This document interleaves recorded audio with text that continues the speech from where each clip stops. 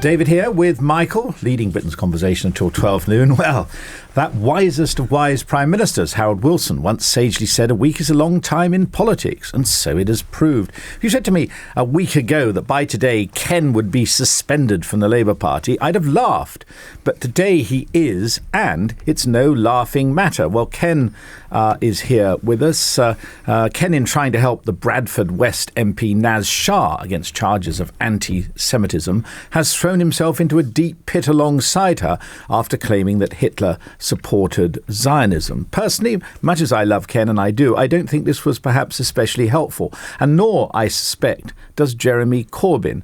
Anyway, Ken is here. Ken, we've worked together extremely amicably over 5 years. We don't agree on everything, and you can be a grouchy old git sometimes, but it's fair to say you say what you believe in. We agree about David Cameron and Tony Blair. Absolutely we do. But look, Ken, Hitler, he had no part to play in this conversation. Shouldn't you just say, sorry, let's get rid of Hitler? Well, no need for Hitler. If anyone was upset by what I said, of course, I'm really sorry for that. But it happens to be a statement of fact. And I mean, this is what annoys me about the degradation of British journalism. No one does any research. 2 days before I did that interview, the Prime Minister of Israel, Benjamin Netanyahu, is addressing the World Zionist Congress. This is the sentence. He says, Hitler didn't want to exterminate the Jews, but only to expel them. Now, I haven't seen that in any British paper. I had to get that off the internet. You can go on the internet and see him saying it live. And the simple fact of the matter is, you look at and I've been inundated with books, quotes from books about the history of the 1930s. I mean, Hitler had become the leader of Germany. The Jewish community had to deal with him, and they struck a deal which led to 60,000 German Jews being aided to go to Palestine. And the most amazing thing, 1935, Hitler passes a law that bans any flag being flown in Germany except for the swastika and the Zionist blue and white flag. Look, now, there is obviously some deal going on there. Yeah, but Ken, look, Dennis Healy, I don't know where you stand on Dennis Healy. When you're in a hole, stop digging. You know, I mean, Hitler used to pay for people to go and listen to Wagner at Bayreuth. But, you know, when I was talking about how good it was to have state aid, when it was good to have state aid for the arts, I never said, well, Hitler, of course, was one of the pioneers of that. Hitler is an unhelpful person. When you're in a hole, stop digging. Don't you think? Literally, if you look at what this is all about, it's not about anti-Semitism in the Labour Party. There's a letter in The Guardian today by 80 Jewish members of the Labour Party saying we've never experienced anti-Semitism. What's happened? We've had this huge influx of 300,000 new people. There's been half a dozen people doing stupid things on the internet. They've immediately been suspended or expelled. But what this is all about is actually the struggle of the embittered old Blairite MPs to try and get rid of Jeremy Corbyn. They whipped this issue up. It started around the election of the youth member onto Labour's NEC. The left-wing candidate was accused of anti-Semitism.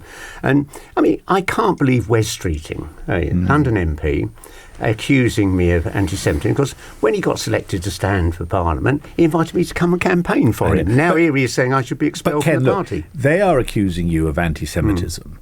Now, that's a serious charge. And I personally do not think you're anti-Semitic. Of course I don't. But why have you put yourself in a position where you allow people to say that by bringing Hitler in? Can't we get rid of Hitler? Can't you say, look, Hitler's for an academic discourse. I'm sorry I mentioned Hitler. He's got nothing to do with this. I mean, I was being interviewed on a rival radio programme, and it was just one brief mention. I mean, I had no plan to say, let's have an intense debate about the history of the 1930s. I mean, my broad view is that we should shut down all this nonsense that's going on. People like Wes Streeting, filling the bloody airwaves saying, I'm anti-Semitic. They should all be out there canvassing to elect Labour candidates at the elections. Ken, one of the problems that you have, and please believe I get no pleasure out of this. I'd rather we had a nice, quiet conversation about almost anything bar this. But you put yourself in a position where you become the centre of events. Now, I remember when Jeremy Corbyn was elected. We were together. We covered it live. You wiped away a tear, which I found, I found a touching moment, not to be laughed at. This was the culmination of what you thought about in the Labour Party, what you wanted the Labour Party to be. Well, now, you wanted to be a tower of strength to Jeremy Corbyn. Now you've become a point of weakness. Can't you get off of that? Well, no, I mean, basically, after I lost the last election to Boris 4 years ago, all media interest disappeared except for this programme once a week. Then when Jeremy gets elected, there's suddenly a wave of media interest because I'm prepared to go on radio and TV and defend him and his policies and what he's doing because I believe in them.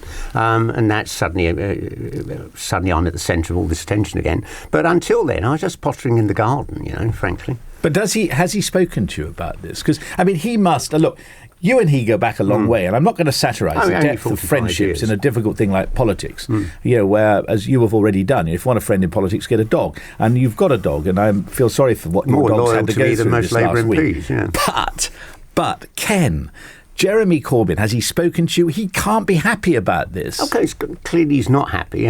He had to cope with all of this while he's touring, drumming up support. I've had contact with I got a phone call from his chief of staff saying, that you've been suspended and so on. And clearly no one's happy about all this. But, I'm looking... I'm not going to, literally, when I finish this programme, I'll walk out the door, I'll answer any questions that the journalists are asking out there. But after that, I'm not doing any more interviews on this because the Labour Party's got to get away from all this nonsense and back on to just getting the vote out on Thursday. But haven't you... Look, Ken, I hate putting this to you because, I don't agree with your views, but I respect the enormously hard work you've done for the Labour Party over many decades. But surely you've got to accept you have damaged the Labour Party by all this, and they've got elections on Thursday. I'm not going to worry if Labour don't do well, but you should worry that A, they won't do well, and B, you'll be blamed. But I was prepared to step up and defend Najjar because, although what she said was completely over the top and wrong, I don't believe she's anti-Semitic. When Ed Miliband was leader of the party, the party asked me would I do an endorsement of her, which I was happy to do and so on. I wouldn't have done that if I thought she was anti-Semitic. But, and if I'd known the way that West Streeting and all these other embittered old Blairs going to turn this into a mega issue, I wouldn't have said it. But listen, but no, let me finish this point. I do not believe, as I said earlier, West Streeting asked me to come and campaign for him. He knows I'm not anti-Semitic. He also, as one of the most devoted supporters of Israel in Parliament, must know the history of the 1930s. And I think it's frankly dishonest of him and damaging that he and those group of MPs around him have to push this issue up to being dominating the headlines and keeping attention away from important things. But Ken, where it's all gone wrong... Getting Labour's vote out. Where it's all gone wrong is that you decided to step up to the plate and defend Naz. But the reality is she was already apologising for what she said. So, for you to sort of be more Catholic than the Pope on this one probably wasn't your one thing. And then you introduce Hitler into it, giving everyone, they'll say, Ken Livingstone, he's opened himself to us, let's stick the knife in. And that's what they're doing. Historical fact. My problem, and I think why I've often been in trouble in politics, is I had no interest in politics when I left school. I spent 8 years working as a junior technician in a cancer research unit. The scientists I work with put a culture in my brain, you find out the truth and you say it, because otherwise you don't find a cure for anything. And then I moved into politics, and it's almost like you say what you believe, you don't bother to check the facts. But I'm always going to say what I believe to be true. Otherwise, what's the point of being in politics? OK, well, let me say what you do. I don't think you're anti-Semitic, but a lot of people out there are suggesting you are. So how do you plead? Oh, just look at my record. When I became the leader of the GLC, we worked with Jewish groups to fund campaigns against anti-Semitism. We supported financially exhibitions about the Holocaust because many of our kids in those days didn't know much about that in our schools. I represented the largest Jewish community in Britain in Stoke Newington. And, we all got on fine. There were ultra-Orthodox Jews there who were... I remember interesting debates because they'd have demonstrations denouncing Israel because their view was that Jews should only return to Jerusalem on Judgment Day. Well, so as an atheist, I didn't think that was coming. You're categorically saying to any detractors, you're not anti-Semitic. Of course not. My entire time in politics has been defending minorities, whether it's racial, whether it's questions of gender or whatever. Now, it would have been extraordinary if you'd come on this morning and said, yes, I am anti-Semitic. Well, you've had 2 days to think about this now. Would you like to say to the nation and to Jeremy Corbyn and to all the Jewish community and many others as well, I am sorry? Well, I'm really sorry to Jeremy. and to the Labour Party, although they're campaigning, I've got caught up in all of this. But, you know, it wasn't me that started this nonsense. It was these embittered old Blairites whipping up. Labour's got an anti-Semitism. Should you not now say, I regret bringing Hitler into this? Well, how can I regret stating the truth? But why? But look, hang on. There are times in life, and I think on the historic fact, I mean, I've looked at the book that you're quoting, and you may be right on that, but there are times in life when situations are so sensitive that you have to say, I regret bringing that Hitler into this debate. I really regret mentioning Hitler because it's turned into all this nonsense that's dominated the airwaves, and it's just a question of historical debate. But if you're saying you regret, why not say you're sorry for introducing Hitler into it? This is such an easy step for you now. You say you regret introducing Hitler. Say you're sorry about Hitler, then we can move on, and those of us who admire you can get back into that role. I'm sorry, but I'm sorry that I said that because it's wasted all this time.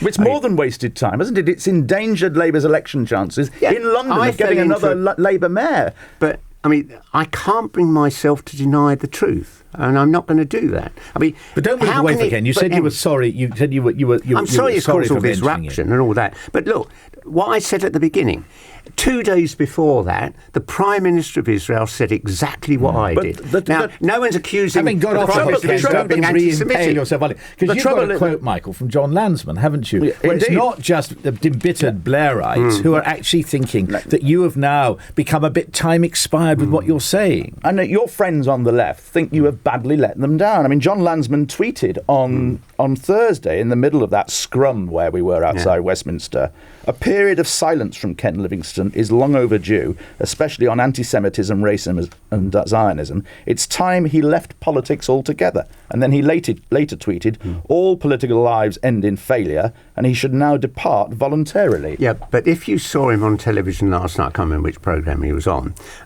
he was actually defending me. And I think the initial reaction of a lot of people with that fury suddenly erupting was, this is appalling. When they actually check what I said, like Landsman has done, you recognise it's a mistake. But you have to be diplomatic about what you say in politics. You've been in this business 40 years, and you have embarrassed Jeremy Corbyn, you have embarrassed the left, you've embarrassed your party. Diplomatic means actually you wouldn't necessarily tell the truth. I'm not going to do that.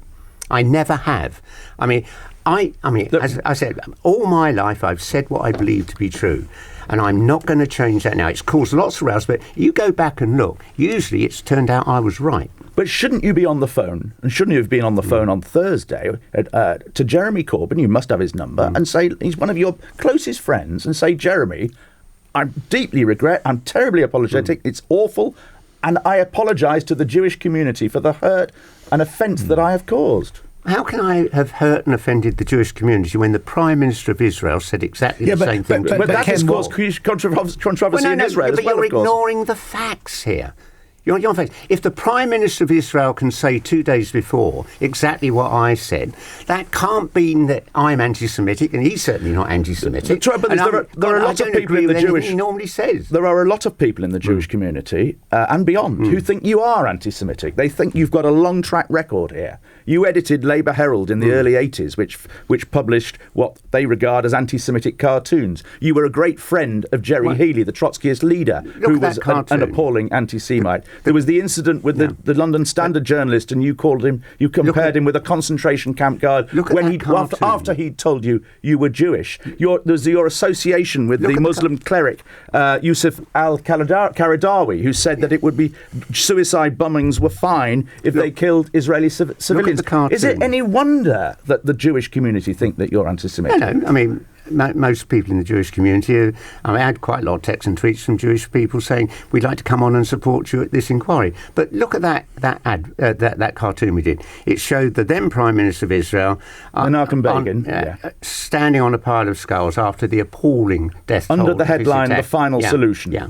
But go back to the 1950s, when Begin made his first visit to the United States of America to talk to American politicians, Albert Einstein said, no American politician should talk to this man. He's too close to the politics of the fascism of the Second World War. Can we just come back on? Now, no one's going to accuse Albert Einstein of being anti-Semitic. Let's just come back onto this. Look, you went on to defend Naz Shah. You ended up plunging yourself into a much greater controversy simply by talking about Hitler, who really has nothing to do with this. At the moment now, look, who am I to feel sorry for the Labour Party? But the Labour Party is trying to fight an election.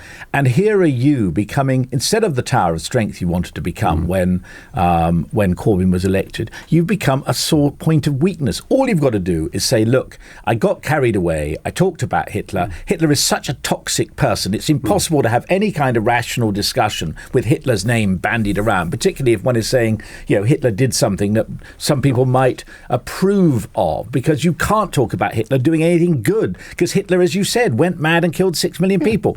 Can you climb off it, Ken? Climb off it.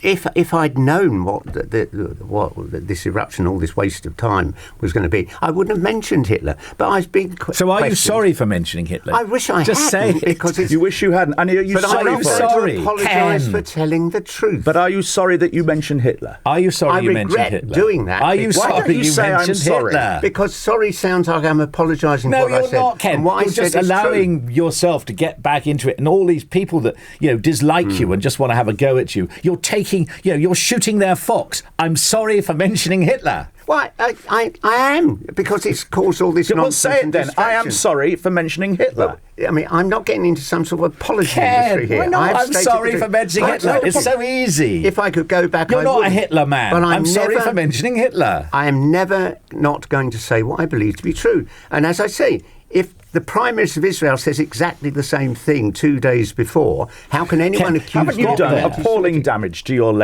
party, the Labour Party? In 5 days we are now before a mayoral election in London, elections all over the country. The Jewish vote in London is going to be much depleted because of this. No, I mean, I think they're going to come out and vote for at the Labour candidate, Michael, because he's been absolutely clear in everything he says. He's denounced anti-Semitism. He's had very good reason. He's certainly denounced you, and has had to denounce you. And that's he's free to do. Yes. But the simple fact in all of this is I did not create this problem. It was created by a group of embittered Blairite MPs who stirred up all this nonsense about anti-Semitism. But as I said earlier, 80 Labour Party Jews have sent a letter to the Guardian today saying they have never experienced anti-Semitism in the party. Yes, a handful of mad people. Jeremy's expelled them. We're going to have to move on from this. But look, you got so near. I beg to take you back to the brink again. You said you regretted it, and you pretty much said you were sorry for mentioning Hitler. Please, it doesn't diminish you if you say you're sorry for mentioning Hitler. It shoots the fox of some of those who just want to discredit you. As long as you all accept that what I said is true, I'm happy to say that. Say it. Are you saying what I said is true? I'm not going to go... I'm not a historian. I'm not an expert. Sorry for mentioning Hitler. It may or may not be true, but are you willing to say here and now, I'm sorry for mentioning Hitler? Well, I regret mentioning Hitler. No, you're sorry, Ken. Why can't you say I'm sorry? Well, I'm sorry because of all the uproar and waste of time it's caused in terms of the media. I tell you what else is... No, let's say. They say that you went into I'm sorry for mentioning Hitler. Come on, I don't think he's going to. But the trouble is, surely, that you went into that building on Thursday, into Millbank, and it looked like there was a smirk on your face. There are people who think that you enjoy stirring this up, that you enjoy provoking people. No, it wasn't a smirk. I was worried that John Mann was about to hit me. And that you enjoy the limelight, that you enjoy, that you're revelling in this. No, I hate it. I mean, I was planning to have a quiet week, moving the newts from my old pond to the new one. It was my wife's 50th birthday. A huge disruption of the week. I never came into politics because I want mass coverage. I came in because I want to talk about issues. But Ken, I've been talking to your newts, and they really want you to get back to tending them. And they've said, please, Ken, say you're sorry for mentioning Hitler. Look, one more. We can go round this as much as you like. I really regret saying it because it's caused all disruption. I never regret saying something that's true. And if the Prime Minister of Israel is saying the same thing, perhaps it is true. But anyway, shouldn't you be getting on the phone now to Jeremy Corbyn, to leaders of the Jewish community, and communicating to them that you are truly sorry? Well, I'm sure they're all listening to the programme. Do it personally. I mean, not through. If LBC. anyone's been upset by this, of course I'm sorry about all of that. But the real appalling thing here is dishonest MPs, who know that what I said is true, have stirred up all this nonsense because they want to damage our chances at the local election, so they had a chance of then undermining Jeremy. Now, I don't think that's going to happen. But the problem is, Ken, and we'll have to move on, no one asked you to introduce Hitler into the conversation. You Well, I was asked a chose question. to. No, and I all can't I'm remember saying what the to you is, question was why now. does a man of your infinite sophistication, and someone who cares as much as you do about this particular Labour leadership, why did you give your enemies a stick to beat you with by introducing Hitler gratuitously? No, I was asked a question, I answered it, and I stated something that is historically true. And then, of course, this is all distorted by MPs that should know better. So what's happening next? I mean, you're no longer on the National Executive. You've got to clear your name by, I think, June the 24th in order to stand again. The left slate may be ditching you anyway. Is this the end of your career in politics? I mean, I don't know the answer to that question. You're asking me to predict the future. I mean, But all you're I can determined tell you is that to fight. after this programme, I'll answer questions from the journalists outside, but then I make absolutely clear I'm not discussing this anymore. Everyone's got to focus on getting out the vote to elect Sadiq Khan as the next Mayor of London, and that's what every Labour member should be doing, not having an endless debate about anti-Semitism. I mean, the parties, Jeremy Corbyn and the party have got a huge problem now. If they expel you, half the party, all your friends will be in uproar. And if they don't expel you, the other half of the party will be in uproar. Wouldn't it be simpler for you to just walk away and say, OK, that's it. That's the end of me and Labour politics. I will take the bullet for Jeremy. No, I would take a bullet for Jeremy if that's what's necessary, but there's an... walk away and not try and get back into the party? No. I mean, I will carry on working for Jeremy and help get Jeremy elected because Jeremy's the last chance. But you can do that outside the Labour Party. Britain. I mean, there was a long period when you were outside the party before, when you were mayor. Why not just say, OK, I won't try and get back, and that will then help Jeremy deal with this problem. No, and instead of which, he's got to decide one way or the other, and half the party will be in uproar Jeremy's when it's done. Resolve this problem by appointing Shami Chakrabarti, who is brilliant to resolve this. Well, that's the well. First of all, they've got to decide what they mean by anti-Semitism, and that's what any commission doing that, I have is a very difficult job. But then there's the question of what they do about you. And the question is, what do they do about you? If they expel you, then the left is in uproar, and if they don't expel you, the right's in uproar. To put it simply, there's an inquiry. It will look at the facts and it will make a report. And I believe the Labour Party in that inquiry will come up with the truth. But let me tell you what anti-Semitism is. It's people who have a deep hatred of Jews. They hate people because they're Jewish. And blurring that with people who are critical of Israel, I think undermines the importance of tackling anti-Semitism. When I was Mayor of London, anti-Semitic incidents declined each year. The first year under Boris, they went up 60%. Now, I have no way of understanding why that happened, but I always made my clear stance of opposing any form of racism, and anti-Semitism is a form of racism, just like the Ku Klux Klan or the white bigots in South Africa. Now, Ken, so that we understand what's happening, Shami Chakrabarti is looking into the wider issue of anti-Semitism in the Labour Party. But how will they decide what to do with you? Who will decide when will they decide? And what will be the process? Exactly. I appreciate that. So what is the process as you understand it? There's a subcommittee of the NEC that actually deals with all the disciplinary issues. And it makes a report to the NEC every couple of months on that. I'll now be interviewed. I'll be asked to prove that what I said was true. I'll invite the Prime Minister of Israel to come over and defend me, as he clearly agrees with what I said. And they'll make a report to the NEC. But over what period? I mean, have you been already asked to go and meet them? No, I've had a letter came yesterday, actually, telling me the name of the person who's conducting it, and she's going to get in touch. And she's an NEC member? No, it's a party official. But it's not just on this that you've become a liability, isn't it? I mean, you were removed from all your other jobs. You were running this defence commission, and you embarrassed Jeremy Corbyn on that, and you were got rid of from that. You have been an unreliable friend to Jeremy Corbyn, haven't you? That's another one of the lies in the press. We had the lie that I was going to be appointed to the House of Lords, and then we had the lie that I'd been removed from the Defence Commission. I was appointed to the Defence and Foreign Policy Review Commission. After a while, Jeremy... And you made out you were basically running the show, that you would decide. I've never said that. When Jeremy replaced Maria Eagle, I then said that this should be devolved to one individual who'll do a report to the commission that I was continuing to chair with Hilary Benn. And are you hoping to stand for the National Executive this year? If this is all resolved in time, yes. And do you think the left slate will approve you? John Lansman runs the left slate. He's told you to shut up and go away and give up politics. He made an initial tweet based on what he was seeing on the internet and so on. Look at the clip of him being interviewed last night on telly. I mean, very supportive.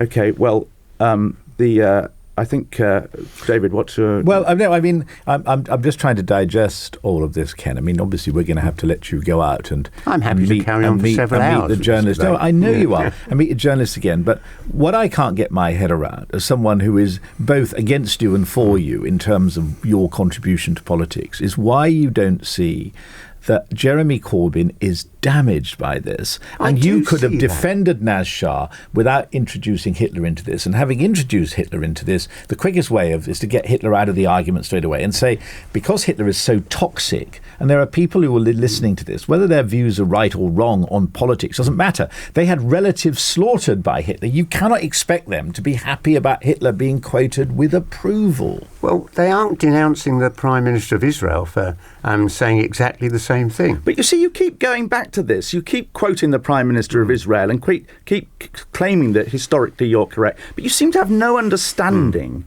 of the offence that this has caused to many Jewish people. It's caused offence because people have distorted it and said this is anti-Semitic to have said it. They've lied in doing that. All my political life, I've said what I believe to be true. I've occasionally been wrong, but I remember the BBC gave one of their reporters a year off to do a biography of me. Not once could he find any instance in my political career where I've ever lied, and I never have. But the problem is that you seem to enjoy causing offence. I mean, that's the impression people have of the last 48 hours. Well, that you enjoyed what you were saying on the radio on Thursday morning, the attacks by John Mann going into Millbank, and the scrum outside, that you were actually revelling in that. I hate all of that. I always have done. I came into politics to do things, not to be some celebrity. I loathe all that side. Ken, of it. one last attempt to get you to say, I'm sorry I mentioned your Hitler. Breath. Ken, thank you very much. I'm trying my best here, Nick. This is the first call. I think it gives a chance to get a couple of points across. No, look, I would say the strength of our campaign actually is the opposite. That we draw our support from a huge range of people from politics and indeed from outside of politics.